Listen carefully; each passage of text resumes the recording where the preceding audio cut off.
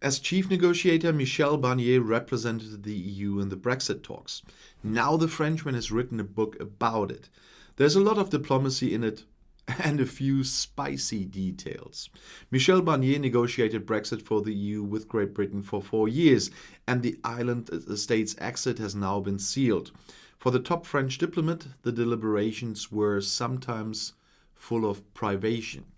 In his book, The Great Illusion, Secret Diary of Brexit, which will be published in French this Thursday, Barnier recalls, among other things, the Christmas days last year. Days of trembling had preceded Christmas Eve when the agreement was finally tied. "So I'm alone this Christmas," Barnier now writes.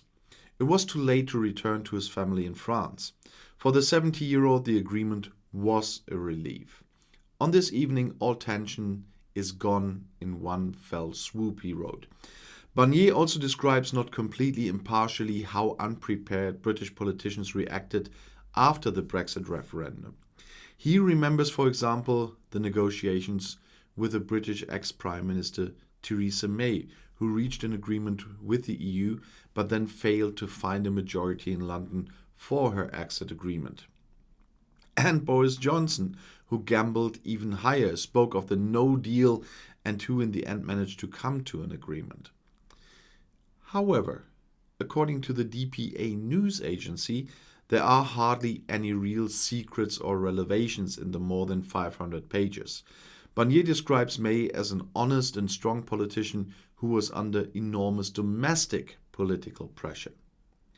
According to Barnier, however, the first Brexit minister, David Davis, is said to have barely participated in terms of content, to have thrown sand in the gears during the negotiations, and to have distanced himself after difficult compromises in London.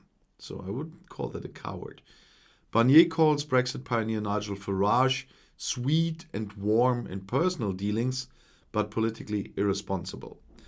Barnier certifies that the current Prime Minister Boris Johnson is proceeding like a bulldozer, and at the same time states that he has something authentic and malicious in his look and facial expression.